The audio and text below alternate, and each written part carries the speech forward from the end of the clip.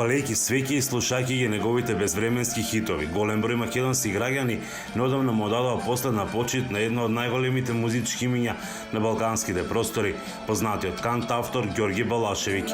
Тоа е само последен во низата познати имиња од светот на музиката, филмот, театарот, спортот, политиката, која изгубија битката со коронавирусот.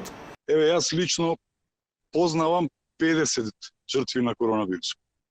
50 луѓе со кои јас сум живеел, сум соработувал, сум некој бев исклучително близок.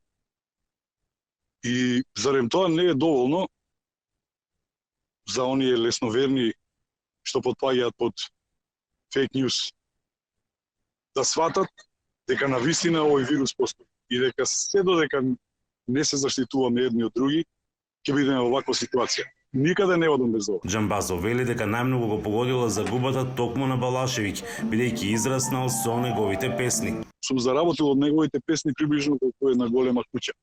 Јас сум еден од ретките македонци кои настапувал со него, бев гостин на еден негов концерт во Универзалната сала, што би рекол тој 1800 и неке. И се сеќавам дека напишав песна Јас и Балаш на еден салаш, се викаше песната.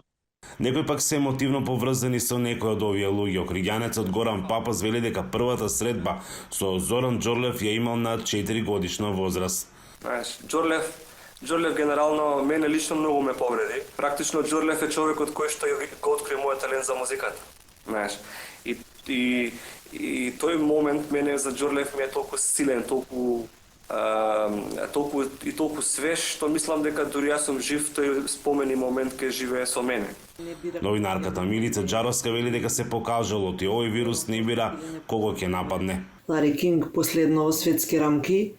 Кај нас уште не можам да сватам дека почина маестро Зоран Џорлев, мој многу добар пријател и соработник долги години, Драган Вучич претходно, кој што фантастичен музичар и пионер во многу нешта. Загубата на Балашевиќ не е само регионална, туку може да се рече дека и светска, затоа што обединуваше милиони луѓе. Папас размислува делата на некои од овие уметници да ги овековечи во така наречен DVD концерт. Луѓето кои што не напуштија оваа година поради пандемијата, мислам дека заслужуваат да добијат едно такво внимание, да се направи еден трибют на сите луѓе кои што го напуштија овој свет, да се направи некоја преработка, па и да се препеат песните во оригинален во нивна чест. Сепак, сите се сложни дека светот Балканот, па и Северна Македонија повеќе нема да бидат исти после пандемијата. Од Охридска, гласот на Америка, Мики Трајковски.